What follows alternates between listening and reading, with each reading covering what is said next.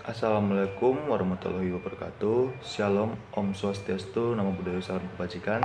Tabiun yang terhormat kepada Ibu Elsa Windy Astuti, STPMSI, selaku dosen metodologi penelitian. Sebelumnya izinkan saya memperkenalkan diri. Nama saya Fernandus Dita Simanjuntak dengan NIM 122330039. Pada video kali ini saya akan mempresentasikan tentang penelitian saya yang berjudul pengaruh waktu hidrolisis protein menggunakan enzim papain terhadap karakteristik pepton dari jeroan ikan kembung. Oke, sebelumnya kenapa saya memilih metode penelitian ini? Tentunya ini dilatar belakangi bahwa salah satu jenis ikan pelagis yang umum dikenal masyarakat itu adalah ikan kembung. Dan ikan kembung itu memiliki kandungan protein yang cukup tinggi, yaitu sekitar 18,5%, dengan kandungan lemak yang jauh lebih rendah, yaitu 2,1%. Produksi ikan kembung di Indonesia itu juga tergolong yang tinggi, yaitu sebesar 534,32 ton, itu menurut KKP 2021. Dan tingginya data produksi ikan kembung ini pastinya akan menyebabkan limbah dari pemrosesan yang dihasilkan. Nah, limbah ikan kembung ini yang dihasilkan itu sebesar 34,03%, yang terdiri dari kepala, tulang, insang, dan jeroan. Kebutuhan pepton juga dalam negeri itu terus meningkat dan masih harus terus diimpor dari luar negeri. Badan Statistik juga menyebutkan bahwa impor dari luar negeri pepton itu selama 4 tahun terakhir itu mengalami peningkatan dari sekitar 5 juta menjadi 8.200.000 dari tahun 2008 hingga 2011. Rumusan masalah dari penelitian saya yaitu pertama, bagaimana pengaruh waktu hidrolisis protein menggunakan enzim papain terhadap karakteristik pepton yang dihasilkan dari jeroan ikan kembung. Yang kedua, apakah terdapat perbedaan signifikan dalam karakteristik pepton yang dihasilkan pada berbagai durasi waktu hidrolisis yang saya gunakan. Yang ketiga, bagaimana cara mengoptimalkan kondisi hidrolisis untuk menghasilkan pepton dengan karakteristik yang diinginkan.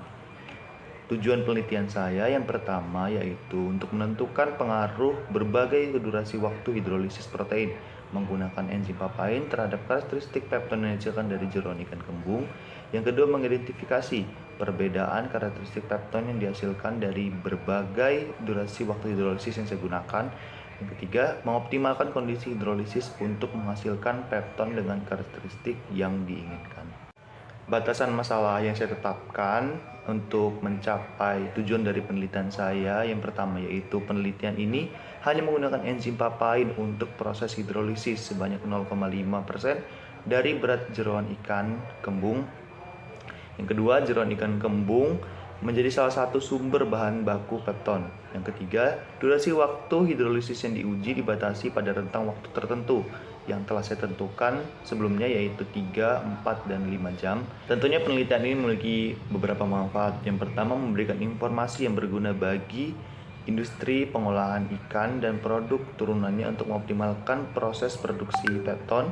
Yang kedua, meningkatkan nilai tambah dari jeroan ikan kembung yang biasanya dianggap sebagai limbah sehingga dapat dimanfaatkan menjadi produk yang bernilai ekonomis tinggi. Yang ketiga, mengurangi limbah dari industri perikanan dengan memanfaatkan jeroan ikan kembung sebagai bahan baku pepton. Yang keempat, menghasilkan pepton yang dapat digunakan dalam industri, contohnya sebagai media pertumbuhan mikroorganisme. Di sini saya menggunakan beberapa tinjauan pustaka, antara lain dari ikan kembung. Nah, seperti yang kita tahu, ikan kembung itu adalah salah satu jenis ikan pelagis yang hidup di perairan tropis dengan salinitas tinggi di perairan Indonesia. Ikan ini tuh pastinya memiliki gizi yang tinggi dan bermanfaat bagi kesehatan. Selanjutnya ada enzim papain. Enzim papain sendiri merupakan enzim proteolitik yang diekstrak dari getah pepaya. Nah, enzim ini tuh berfungsi sebagai biokatalisator yang membantu memecah protein menjadi peptida dan asam amino. Selanjutnya ada pepton. Pepton adalah produk hidrolisis protein yang dihasilkan melalui proses pencernaan asam atau melalui enzimatik. Pepton tersebut mengandung berbagai zat seperti proteosa, polipeptida, dan asam amino yang penting bagi pertumbuhan mikroorganisme. Nah, pepton sendiri itu berfungsi sebagai sumber nitrogen utama dan bekerja sebagai larutan penyangga. Nah, pepton ini juga sering digunakan dalam berbagai jenis media kultur bakteri karena kemampuannya menyediakan nutrisi yang diperlukan untuk pertumbuhan dan perkembangan bakteri. Selanjutnya ada hidrolisis protein. Hidrolisis protein itu merupakan proses dalam menghasilkan peptida dan asam amino yang lebih sederhana yang dapat digunakan dalam berbagai aplikasi industri. Kita masuk ke metodologi penelitian. Di sini saya menetapkan bahwa saya menggunakan tempat dan waktu penelitian sebagai berikut, yaitu penelitian saya akan dilaksanakan selama 3 bulan dari bulan Januari hingga Maret 2025. Tentunya penelitian ini dilakukan di Laboratorium Teknik 2 Program Studi Teknologi Industri Pertanian di Institut Teknologi Sumatera. Nah, alat dan bahan yang dibutuhkan pada penelitian ini meliputi, pertama,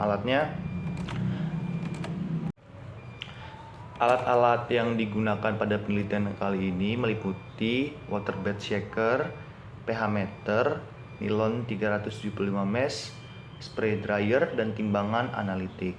Nah, tentunya bahan yang digunakan adalah jeroan ikan kembung yang terdiri dari lambung, usus, empedu, dan hati yang masih segar yang diperoleh dari pasar Waikandis dan pasar Kota Karang, Teluk Betung. Nah, serta enzim komersil yang digunakan yaitu enzim papain bermerek Paya.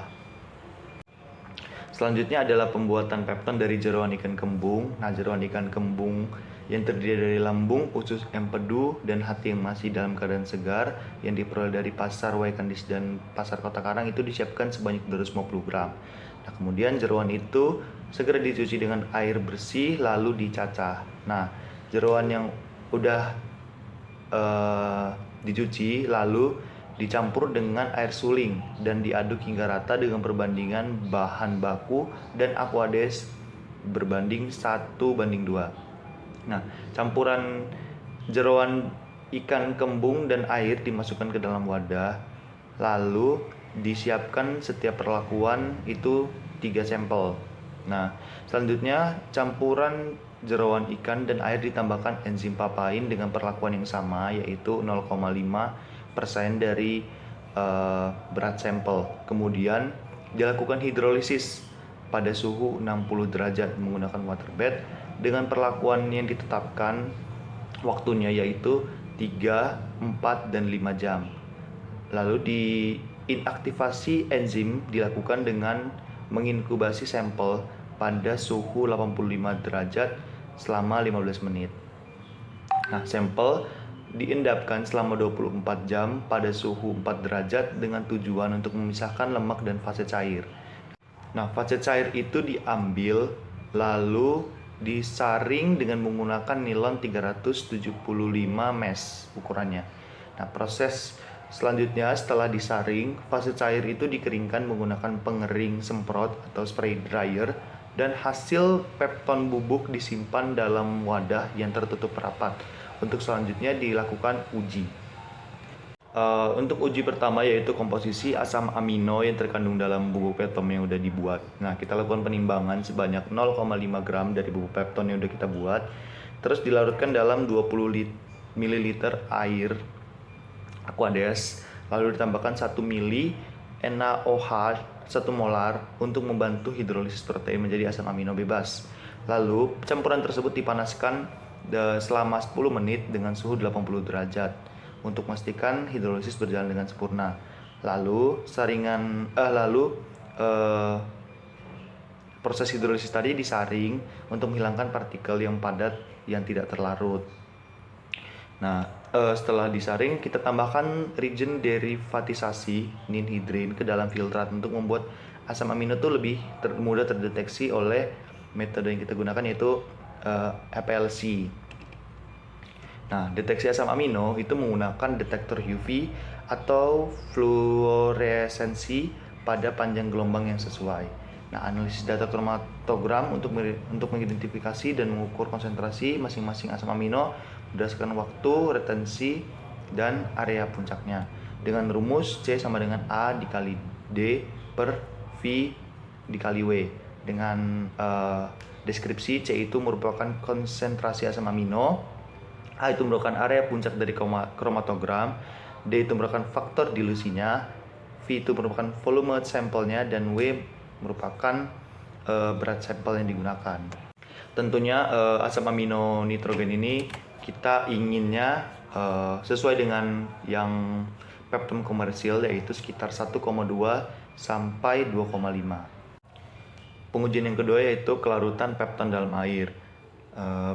Dilakukan penimbangan sekitar 1 gram pepton yang telah dibuat dan dilarutkan dalam 100 ml air suling pada suhu kamar. Dilakukan pengadukan dengan magnetic stirrer selama 30 menit untuk memastikan pepton itu sepenuhnya larut dalam air. Saring larutan menggunakan kertas saring untuk memisahkan partikel yang tidak larut. Nah, kumpulkan filtrat dalam wadah bersih dan ambil residu yang tertinggal di kertas saring, lalu dikeringkan dalam oven pada suhu 105 derajat selama 24 jam hingga beratnya konstan. Timbang residu yang telah dikeringkan untuk menentukan beratnya. Dengan rumus kelarutan sama dengan berat pepton terlarut dibagi berat total pepton dikali 100%.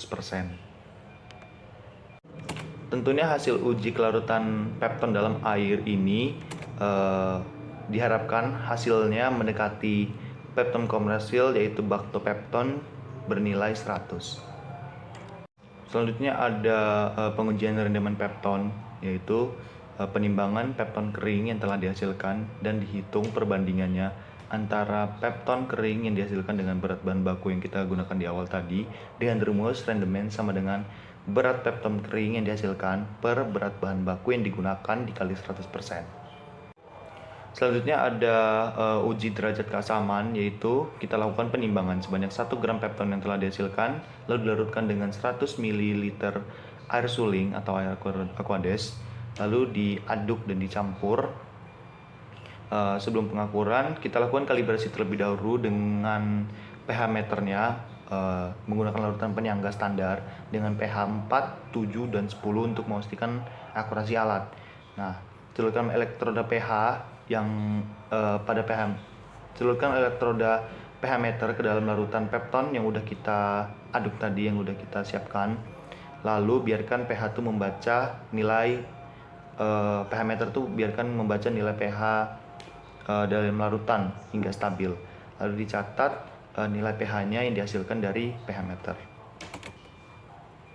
Pengujian tentunya diharapkan menghasilkan larutan dengan pH kisaran 6-7 karena pH tersebut merupakan titik optimal dari pertumbuhan mikroorganisme. Yang terakhir adalah pengujian kadar protein, yaitu dilakukan penimbangan 1 gram pepton dan ditempatkan dalam labu kejal, lalu ditambahkan 100 ml asam sulfat pekat. Nah, lalu dipanaskan campurannya hingga larutan menjadi jernih. Setelah pendinginan, tambahkan air suling dan dilakukan destilasi dengan penambahan NaOH pekat.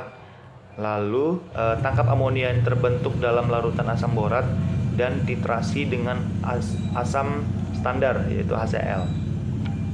Nah, dengan rumus kadar protein sama dengan berat nitrogen dikali 6,25 per berat awal sampel dikali 100%.